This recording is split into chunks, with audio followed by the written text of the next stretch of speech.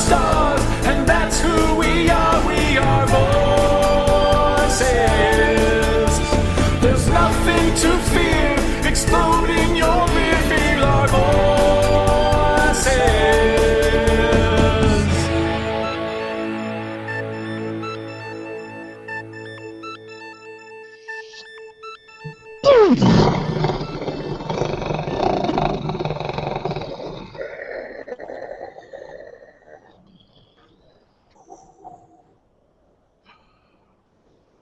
Is that 15 minutes yet?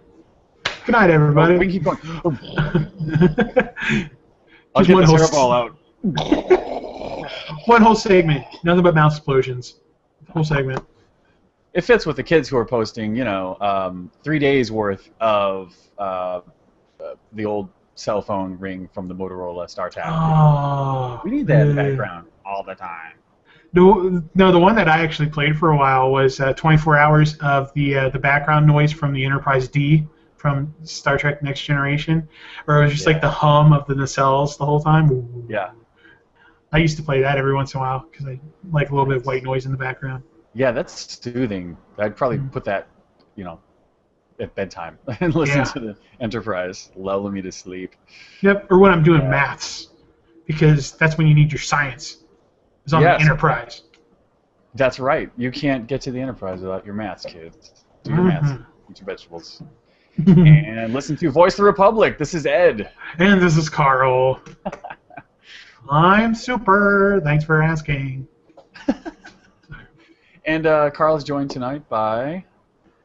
Oh, let me get the right side here. Callie.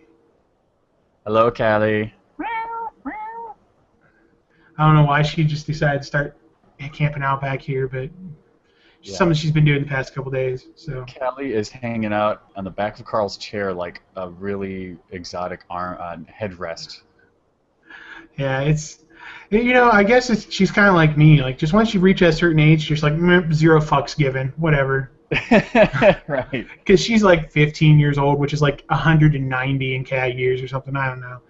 Yeah. Not really, but she's pretty old. She is like about 15, 16 years old, so she's just getting to the point where she just doesn't care anymore. Yep. Yeah, man. Cat life. It's a rough life. Sleeping, grooming, pooping, eating.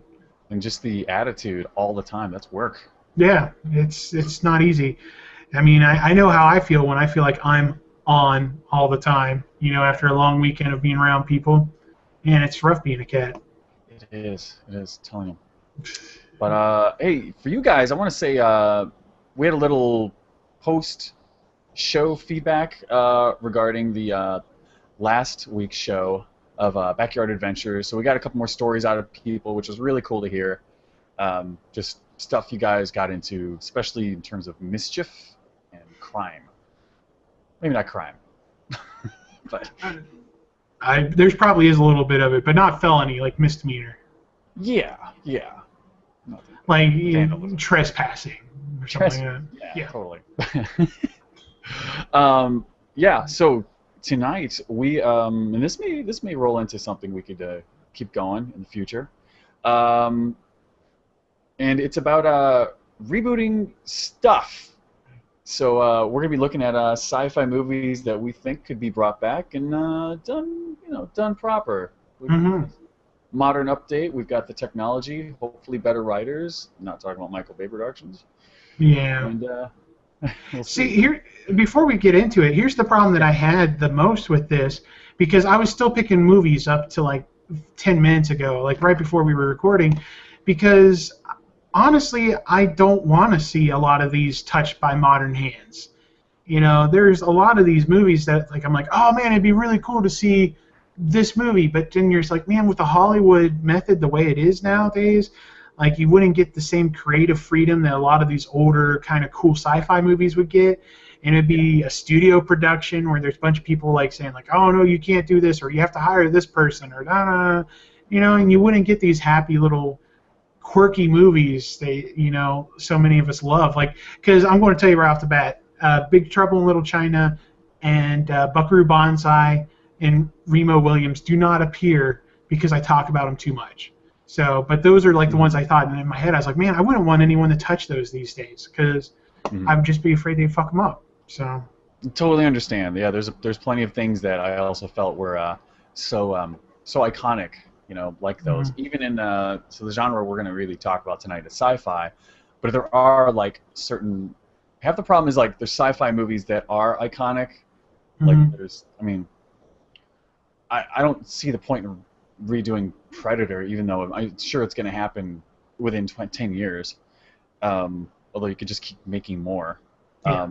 But then there's other movies, especially in sci-fi, where it's like Destination Moon, and they're really dated. So it's not necessarily like a fantastical trip to what you may find on the moon, like it's inhabited, because no one's going to buy it.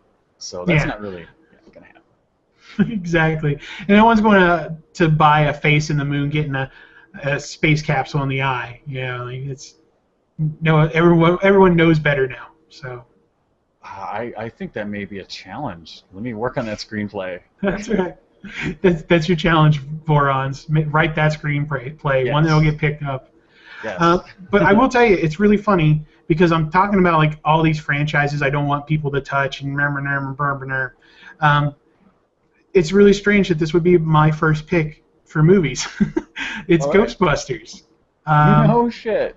Yeah, because here's the thing for me is if they would have just left it at Ghostbusters 1, this would not be on the list.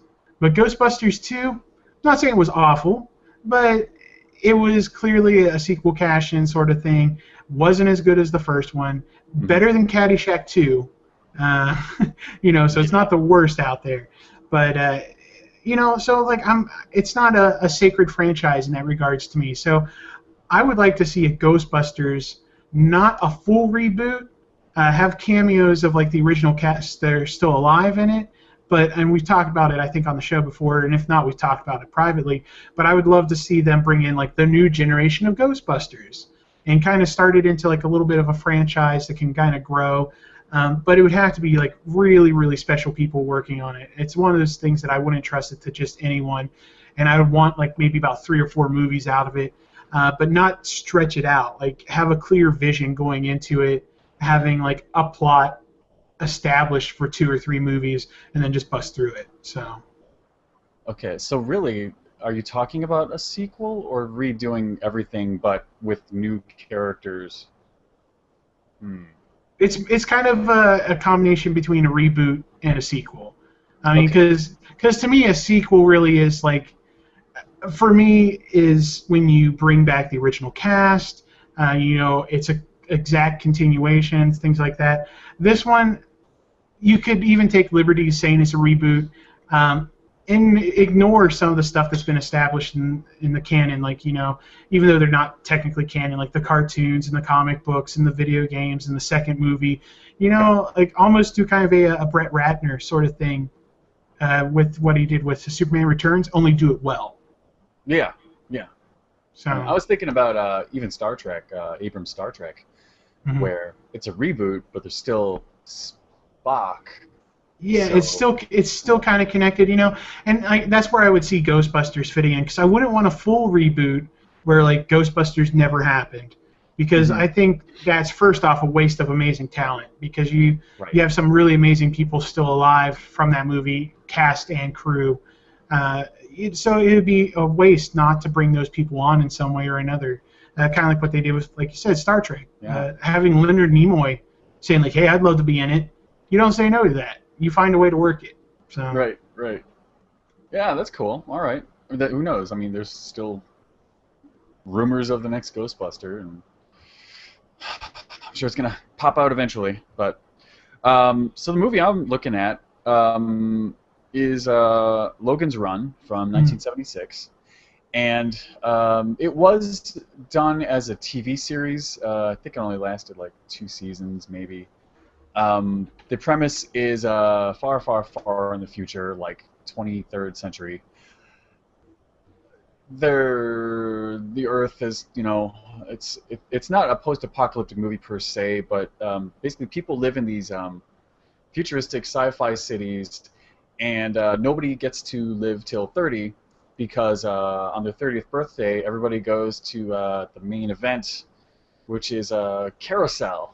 And when you go into carousel, supposedly you fly around and it's a big pageant, and then your energy is spread throughout the colony, the universe, what have you, and then you get reborn basically, and that's how that works. So you just keep living till you're 30. But spoilers, it's all a lie. All they do is put you in carousel and blow you up because turnover. So they just keep making more people, and anyway, whatever. It's a fun movie. It's totally worth watching, even though it's from '76, and just for Jenny Agutter alone, my goodness. I was going to say there's boobies. Well, I think they're implied. No, there's straight up nudity in it. What? Yeah, there is. Okay. Because I remember seeing it on like AMC late one night, and I was like, "Holy crap! There's boobies on the AMC." Yeah, I think there is a skinny dipping scene. So. Yeah. Just saying. Michael York, saying. Firm white ass. So get ready for that. And it looks like two fists in the water swimming. Is that man punching the water? No, that's his ass. That's his ass, sir. Oh. Well done, sir. Well done. Go get him, York. Punch that water. Punch! Look at him punch the water. So again, the premise is one guy's. If you don't want to go to carousel, you want to try and live past 30. You don't believe it. These people run. They're called runners, and guys like Logan are the cops to try and stop you and bring you back. So the premise is again that Logan, I guess, in order to get to the outside world and shut down this conspiracy, his time is up. So now he is suddenly 30 years old, and they're going to kill him. So he has to get out of town, and that's the premise. Blah blah blah. So anyway, I could totally see that being done, very much in like a Hunger Games vibe, where you can add a little more meat, both to the characters and the structure of their society. So I would love to see more about the government and why they are choosing. Maybe a little more backstory as to where this came about. Plus, I would like to see Logan escape. Maybe there's more people. You get a bunch of really good-looking teen to 30-somethings, Hollywood's next hottest people. And then one by one they get killed on the way out, because that's how it's got to go, till it's down to Logan and his companion Jessica, just like in the movie. And then they get out. They find that people can live outside the city, and then guess what?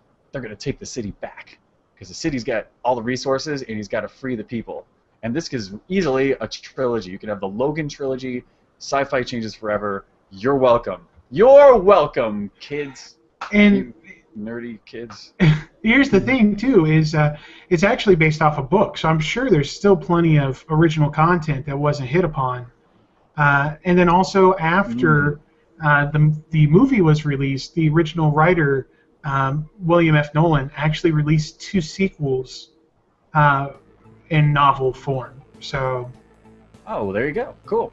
Yeah. So there's more to it. I mean, so you could really easily pad that into, like you said, a trilogy or so of films. Yeah. Well, all right. And I think it's stuff that's still pertinent to this culture and society today. So. That's exactly how I feel. Not to mention the one robot in the whole story kind of sucks. That robot alone needs a reboot. So reboot the robot. That's my slogan. That's all I got. Well, is that all you've got, loyal listener and or watcher? Head over to vorradio.com. Follow the links. You can send us Republicoms either through voicemail or email. You can go to our Facebook group, talk to us and all the other Vorons there. Catch up on old episodes. It's all over on vorradio.com. So head on over there. Yeah, so we'll be back tomorrow with more Sci-Fi Reboot talk. And until then, may the Force be with your ass.